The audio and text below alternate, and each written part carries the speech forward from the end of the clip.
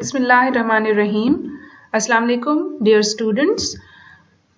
Today we will continue the topic production theory and analysis. In last lecture we have introduced what is production function, and we have explained production with one variable input. In this topic we have explained production function, diminishing marginal returns, relationship among production function, and optimal employment of factors of production.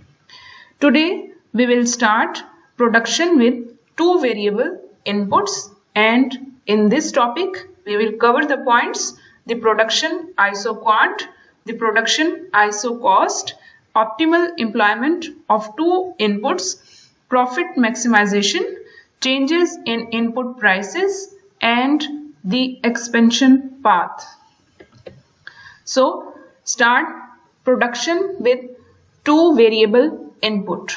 Last time हमने जो topic discuss किया था that was production with one variable input. उसका मतलब था कि जब हम दो इनपुट्स को ले रहे हों, लेबर एंड कैपिटल, तो उसमें से एक इनपुट को हम कांस्टेंट अज्यूम करते हैं और दूसरी इनपुट को चेंज करते हैं, दैट वेरीज.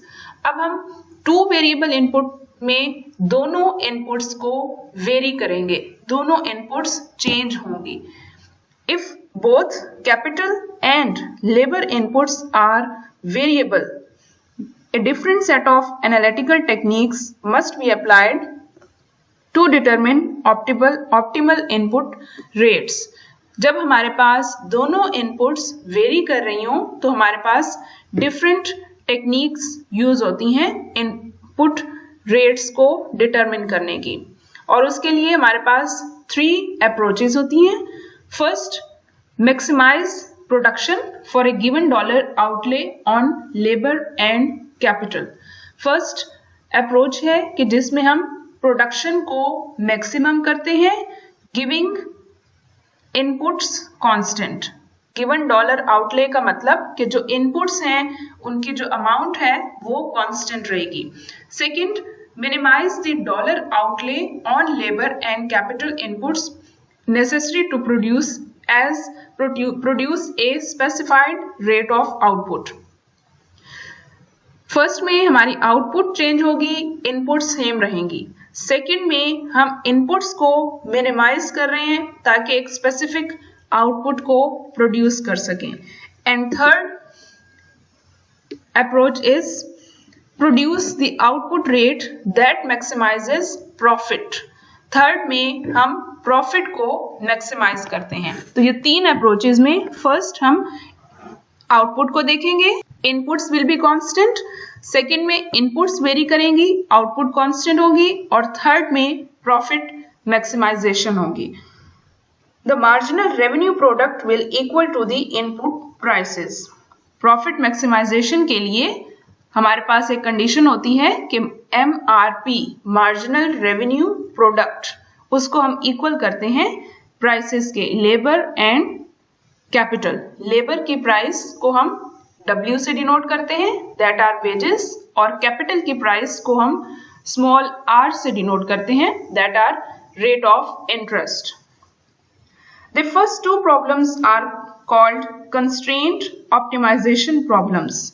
ये जो फर्स्ट 2 हमारी अप्रोचेस थी उसको हम कहते हैं कंस्ट्रेंट या ऑप्टिमाइजेशन. कंस्ट्रेंट का मतलब होता है लिमिट होना किसी चीज की, किसी चीज में लिमिट आ जाना. The constraint is fix dollar outlay for capital and labour. First जो हमारी अप्रोच है उसमें हमने इनपुट्स को फिक्स रखा हुआ है. And in problem 2 the constraint is specified rate of output. First में हमारे आउटपुट मैक्सिमम होगी गिवन इनपुट्स, और सेकंड में इनपुट्स को मिनिमाइज करेंगे और एक स्पेसिफिक रेट ऑफ आउटपुट को प्रोड्यूस करेंगे. But in problem 3 the firm seeks output level that will maximize profit. There is no constraint on either the budget available for production or the output level to be produced. Third constraint या third जो हमारा problem है उसमें कोई constraint नहीं है। Constraint का मतलब होता है कि जब हम कोई लिमिटेड चीज के अंदर रहते हुए कोई काम कर रहे हैं, जैसे प्रॉब्लम 1 में हम आउटपुट को प्रोड्यूस कर रहे हैं but with in limited inputs, labour और कैपिटल। इसी तरह से सेकेंड प्रॉब्लम में हम मिनिमाइज कर रहे हैं लेबर एंड कैपिटल को but fix amount of output produce कर रहे हैं। तो ये फिक्स अमाउंट एक कॉन्स्ट्रेंट है, इससे आगे हम नहीं जा सकते। बट थर्ड प्रॉब्लम में कॉन्स्ट्रेंट का कोई प्रॉब्लम नहीं है क्योंकि उसमें हम प्रॉफिट को मैक्सिमाइज कर रहे हैं और उसके लिए ना तो हम इनपुट्स को स्पेसिफाई कर रहे हैं और ना ही आउटपुट को स्पेसिफिक कर रहे हैं। Standard managerial economic technique using the concept of production isoquant and production isocost is used to determine efficient input rate combination for given production rates. अब हम प्रोडक्शन में 2 वेरिएबल इनपुट्स में 2 अप्रोचेस को पढ़ेंगे। First is isoquant and second is isocost. Isoquant में हमारा first जो हमारी अप्रोच या फर्स्ट प्रॉब्लम है हम उसको डिस्कस करेंगे, that is to maximise the output with a given या constraint inputs labour and capital. और सेकंड जो आइसोकॉस्ट है उसमें हम इन इनपुट की प्राइसेस को मिनिमाइज करेंगे और एक स्पेसिफिक रेट ऑफ आउटपुट को प्रोड्यूस करेंगे। द प्रोडक्शन आइसोक्वांट, इसमें अब हम first problem that is to maximise या to produce rate of output उसको हम डिस्कस करते हैं। यहाँ पर हमें 3 डायमेंशनल एक डायग्राम दी हुई है, दिस वन। इसमें हमें rate of labour, rate of capital input और एक रेट ऑफ आउटपुट दिया हुआ है। तो एक 3 डायमेंशनल डायग्राम में हमें प्रोडक्शन फंक्शन जो शो किया हुआ है that is same, Q is equal to 100 K raised to power 0.5 and L raised to power 0.5 and Q1 यहाँ पर डिफरेंट हमें आइसोक्वांट्स दिए हुए हैं। Q1 is 490 being specified and a horizontal slice cut through the production surface at the height। इसी तरह से Q1 को फर्दर एक्सप्लेन किया हुआ है। Formally, an isoquant is the set of all combination of capital and labor that yield given output level. Basically, iso का मतलब होता है same and quant का मतलब quantity। तो isoquant कर्व जो है हमें same level of output को शो कर रहे हैं with given labor, with the combination of labor and capital. Further, there is an isoquant through every point in the capital labor space. There is an output rate corresponding to every combination of input rates.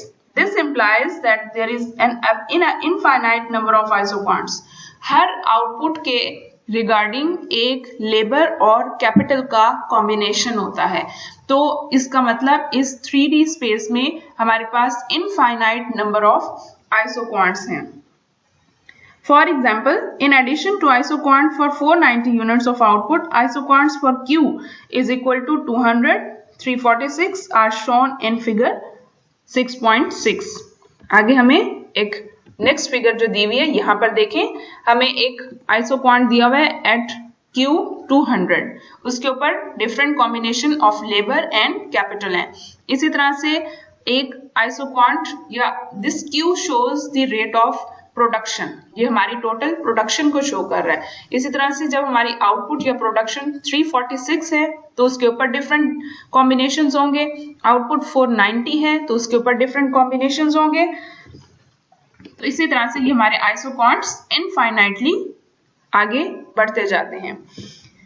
In general isoquants are determined in the following ways. First, rate of output, उसको हमने suppose किया है Q0 is specified, then the production function is written as, ये same वही production function है जो हमने last topic में डिस्कस किया था। Q is a function of labor and capital और यहाँ पर हमने आउटपुट को स्पेसिफाई कर दिया है Q0 से। उसके बाद इसकी slope, the slope of isoquant shows the rate at which one input can be substituted for the other such that the level of output remains constant. Slope हमें बेसिकली चेंज बताती है कि इनपुट में change आने से दूसरी input कितनी substitute हुई है और हमारी आउटपुट में कोई चेंज नहीं आया। फॉर एग्जाम्पल अगर हम लेबर के 2 यूनिट्स छोड़ दें तो कैपिटल के कुछ यूनिट्स ले लेंगे, लेकिन आउटपुट हमारी सेम रहेगी, उसमें कोई चेंज नहीं आएगा। This slope is referred to as marginal rate of technical substitution. Isoquant या Q की स्लोप को हम MRTS भी कहते हैं, marginal rate of technical substitution. अब यहाँ पर हमें एग्जाम्पल दी हुई है, consider points C, D and E on 200 unit of isoquant. Moving from point C to D involved substitution 1 additional unit of labor for 2 units of capital.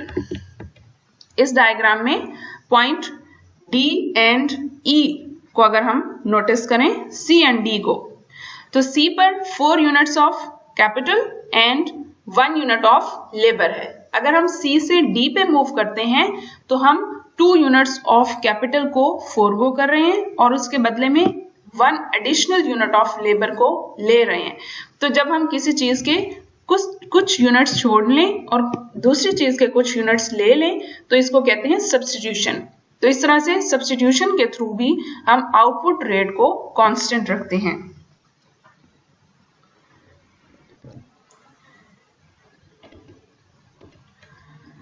So that is the marginal rate of substitution of labor for capital averages 1:2 over the range C to T। तो C से D पे move करने के लिए हमने 1 and 2 इस ratio से movement की है। इसी तरह से फर्दर मूवमेंट भी बताई हुई है। For most production functions the isoquant is smooth curve that is convex to the origin। isoquant हमारे पास origin की तरफ convex होता है। It can be shown that slope of isoquant is equal to negative of the ratio of marginal products।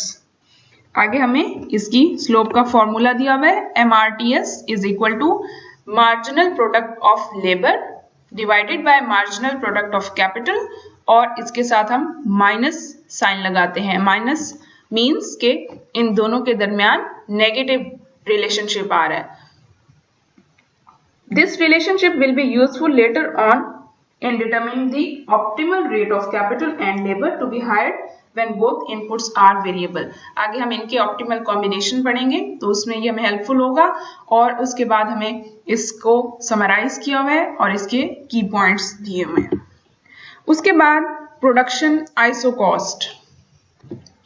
अब ये हमारे पास second approach है production with 2 variable input में।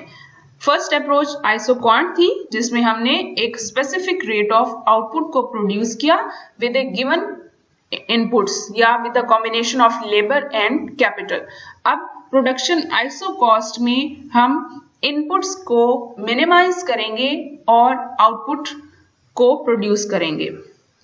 The isoquant is a physical relationship that denotes different ways to produce a given rate of output. The next step toward determining the optimal combination of capital and labor is to add information on the cost of these inputs। अब isocost में हम inputs की cost को discuss करेंगे। This cost information is introduced by the function called production isocost। Given the per unit price of capital and labor, the total expenditure on capital and labor is, यहाँ पर हमें एक equation दी हुई है C। C denotes the total expenditure on labor and capital। अब हम iso cost पढ़ रहे हैं तो इसमें हम कॉस्ट या एक्सपेंडिचर को डिस्कस करेंगे। तो कॉस्ट हमें या एक्सपेंडिचर दिया हुआ है C is equal to R। R is the price of capital। Capital के ऊपर हम रेट ऑफ इंटरेस्ट देते हैं तो R denotes price of capital plus W, small w is the price of labour, और लेबर की वेजेस हम देते हैं तो wages is the price of labour और WL आ गया। For example if R is equal to 3, if price of capital is 3 and price of labor is 2, the combination of 10 units of capital and 5 units of labor capital के 10 and labour के 5 units हो तो हमारे पास जो total cost आएगी that will be $40. For any given cost C naught, the ISO cost line defines the all combination of capital and labor inputs that can be purchased for C naught. अगर हमारे पास कोई भी ISO cost line हो C naught जिसको हमने कह दिया that shows the combination of labor and capital inputs that can be purchased for C naught. अगर हम above जो हमारी इक्वेशन है C is equal to RK plus WL इसको रीराइट करें, इसमें C की जगह C नॉट को पुट कर दें और इसमें से K की वैल्यू निकालें। तो सबसे पहले WL उस साइड पे जाके माइनस का हो जाएगा तो माइनस WL और K की वैल्यू फाइंड करने के लिए R से हम दोनों तरफ डिवाइड कर देंगे। तो R से जब हम डिवाइड करेंगे तो K आ जाएगा इस साइड पे और दूसरी साइड पे C not divided by R और minus WL divided by R। तो यहां से हमें ये K की वैल्यू निकल आएगी। This equation is an equation for straight line where C not over R। अब इसमें दो पार्ट्स हैं हमारे पास, एक C not over R, this shows the intercept and minus W over R is the slope. Slope का मतलब that shows the change कि लेबर में एक यूनिट चेंज आने से कैपिटल में कितना चेंज आएगा। The ratio minus R over W is the rate that labor can be exchanged for capital in the market। अगर हम इसका इन्वर्स कर लें तो वो हमें लेबर और कैपिटल का एक्सचेंज रेट बता देगी। For example if W is equal to 2 and R price of capital is 3, 1 unit of capital can be traded for 1.5 units of labor or 1 unit of labor can be traded for 2/3 units of capital. तो जब हम इनको divide कर लेंगे तो हमारे पास ये units निकल आएंगे। Using the data from preceding example, अभी जो ऊपर हमने देखी है, isocost line becomes 40 is equal to 3K plus 2L। हमने जस्ट लेबर और कैपिटल की वैल्यूज को पुट किया है और C की जगह 40 पुट कर दिया है। इसको अगर हम K के लिए सॉल्व करें तो K हमारे पास 13.33 माइनस 2 ओवर 3L आ जाएगा। This information is shown as the $40 of isocost line. आगे हमें एक फिगर दी हुई है, अब इस फिगर में हम इस आइसो कॉस्ट लाइन को शो करते हैं। इसमें देखें आपको जो बिल्कुल मिडिल लाइन नजर आ रही है that is 13.3 and $20. So this is the ISO cost line at expenditure C is equal to $40. If all the $40 budget is spent on capital, 13.3 units can be purchased. Conversely, if the budget is spent entirely on labor, 20 units can be obtained. अगर हम सारे 40 units capital पे लगा दें तो capital की हमारे पास 13.33 units आ जाएंगे और अगर हम सारे यूनिट्स लेबर पे लगा दें तो लेबर के हमारे पास 20 यूनिट्स आएंगे। तो इन 13.3 और 20 दोनों पॉइंट्स को जब हम मिलाएंगे तो हमारे पास एक जो स्ट्रेट लाइन आएगी that is production isocost at cost 40। If the budget constraint is increased to 50, अब हम 40 से अगर बजट को 50 इंक्रीज कर दें तो हमारी इक्वेशन दोबारा क्या बनेगी, 50 is equal to 3K plus 2L। और यहां से अगर हम K की वैल्यू फाइंड करें तो that is 50 divided by 3 minus 2/3L। तो अगेन अगर हम सारे यूनिट्स K की प्रोडक्शन पे लगाएं तो हम K के 16.7 यूनिट्स लेंगे और सारे यूनिट्स लेबर की प्रोडक्शन पे लगाएं तो हम लेबर के 25 यूनिट्स लेंगे। तो अगर हम 16.7 और 25 इन दोनों को मिलाएंगे तो हमारे पास एक स्ट्रेट लाइन आएगी that is above the straight line 20 and 13.3। तो हम ये लाइन हमारी अपवर्ड शिफ्टिंग होगी और यहाँ पर हमारी कॉस्ट $50 है जैसे आपको डायग्राम में भी नजर आ रही है। इसी तरह से अगर हमारी कॉस्ट 40 से कम होके 30 हो जाए तो ये भी आपको नजर आ रहा है डायग्राम में, इसके भी दो कॉम्बिनेशन बनेंगे 10 एंड 15 कि अगर हम सारे यूनिट्स कैपिटल लेबर पे लगाएं तो हम 15 यूनिट्स ऑफ लेबर ले सकते हैं उससे, और सारे यूनिट्स कैपिटल पे लगाएं तो 10 यूनिट्स ऑफ कैपिटल। तो इन दोनों पॉइंट्स को मिलाएंगे तो स्ट्रेट लाइन जो हमारे पास बनेगी that is iso cost at expenditure $30. Now consider how the iso cost function shift if an input price changes instead of the budget amount. अभी तक हमने अपने बजट का एक्सपेंडिचर चेंज किया, 40 से इंक्रीज होके 50 और 40 से डिक्रीज होके 30। अब व्हाट हैपन अगर हम एक्सपेंडिचर को सेम रखें, इनपुट की प्राइसेस हमारे पास चेंज हो जाएं। सपोज यहाँ पर हम लेबर की प्राइस 2 ले रहे थे और कैपिटल की प्राइस 3 थी। अब ये 2 और 3 में अगर चेंज आ जाए तो उसकी वजह से कॉस्ट पे क्या इफेक्ट पड़ेगा। तो यहाँ पर हमें C वही 40 दिया हुआ है, C0 इज इक्वल टू 40। अगर W अभी price of labour increases from 2 to 5 and price of capital is variable, the equation for the iso cost is, अब हमारे पास आइसो कॉस्ट की जो इक्वेशन बनेगी K is equal to 40/R minus 5/R L। C की जगह हमने 40 put कर दिया और W की जगह 5 पुट कर दिया। If R increases from 2 to 3, और अगर R 2 से 3 इंक्रीज हो जाए तो R की जगह हमने 2 पुट कर दिया, तो यहाँ पर हमारे पास इक्वेशन बनेगी K is equal to 40/2 for R is equal to 2 and 40/3 for R is equal to 3. These iso costs are shown in the figure. आगे हमने इसको फिगर में शो किया हुआ है। इस फिगर में देखिए, जब हमारे पास किसी एक इनपुट की प्राइस चेंज होगी, सपोज ए डायग्राम में हमारे पास लेबर में चेंज नहीं आ रहा, कैपिटल में चेंज आया है। कैपिटल की प्राइस 40/3 और 40/2 है, बट लेबर की प्राइस 40/5 है, तो इसलिए सिर्फ एक एक्सिस में चेंज आएगा, दूसरी एक्सिस में चेंज नहीं आएगा।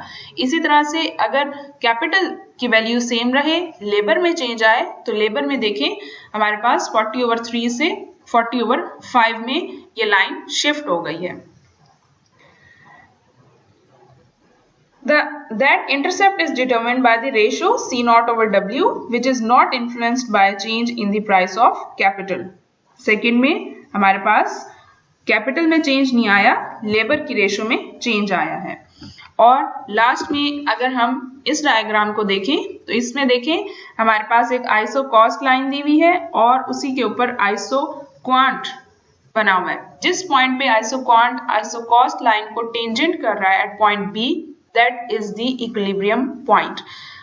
At point A and C अगर हम आउटपुट 10 लें, आइसोकॉन 10, उसके ऊपर हमारे पास A पॉइंट भी आइसो कॉस्ट को टच कर रहा है एंड C पॉइंट भी, बट एट पॉइंट A हमारी जो कॉस्ट है that is 150 and at point C also 150।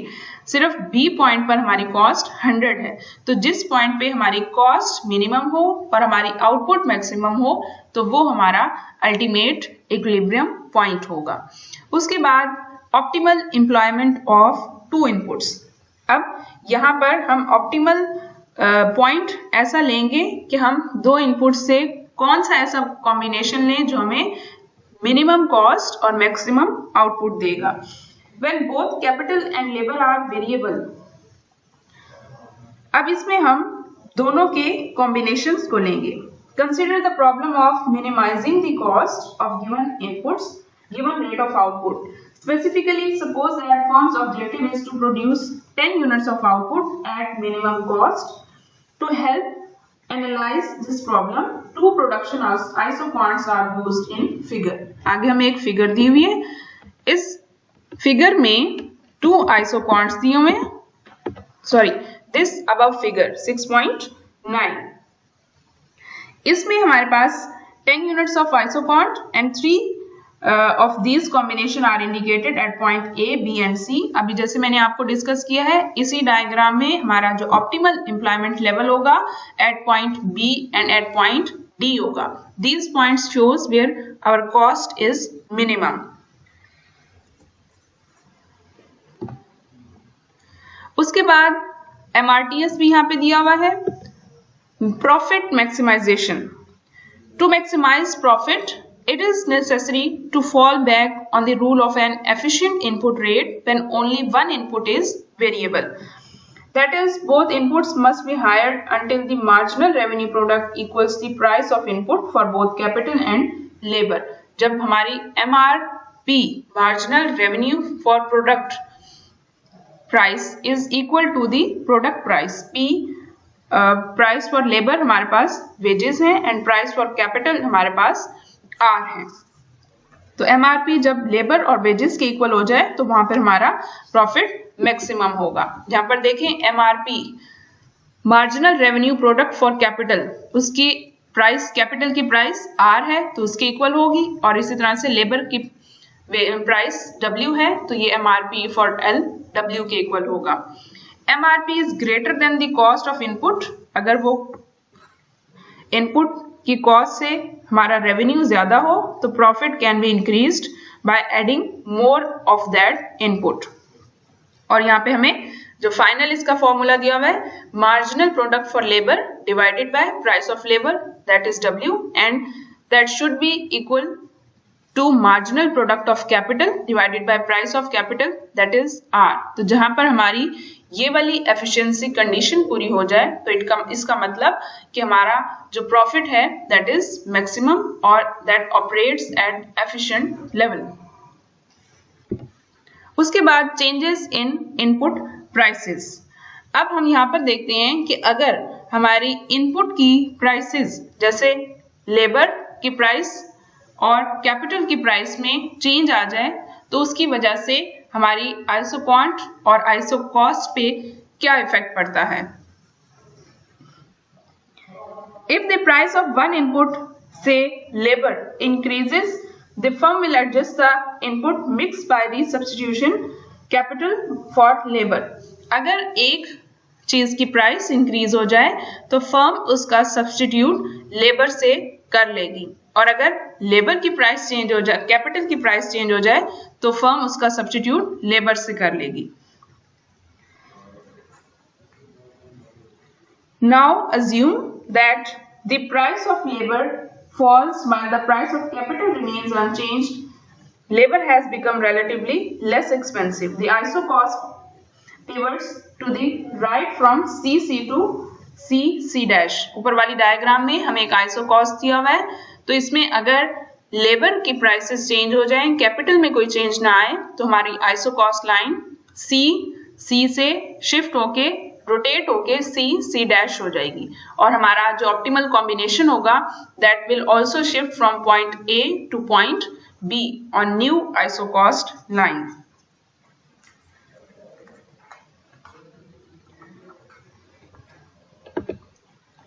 उसके बाद हमारे पास एक्सपेंशन पाथ।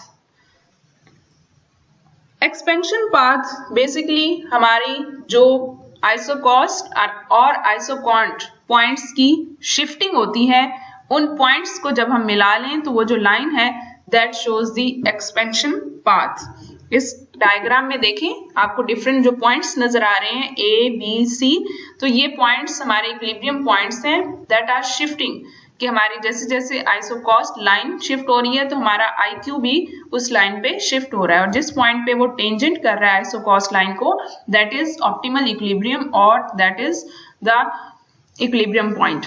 तो इन पॉइंट्स को अगर हम मिलाएं तो इन पॉइंट्स को मिलाने वाली जो लाइन होती है हम उसको कहते हैं expansion path, and this line passes through the origin, और हमेशा ये स्ट्रेट लाइन इस तरह से पास होती है। तो इसमें आपको डायग्राम में नजर आ रहा है कि डिफरेंट कॉम्बिनेशन है हमारे पास आइसो क्वांट के 1000, 1500, 1750, और उसके साथ साथ कॉस्ट लाइन भी शिफ्ट हो रही है तो हमारा इक्विलिब्रियम पॉइंट भी शिफ्ट हो रहा है। तो इस तरह से इसको कैलकुलेट करके भी यहाँ पर बताया हुआ है। नेक्स्ट हमारा economies of scale and scope है, इसको हम नेक्स्ट लेक्चर में डिस्कस करेंगे। So that's all for today's lecture. Thank you, stay safe.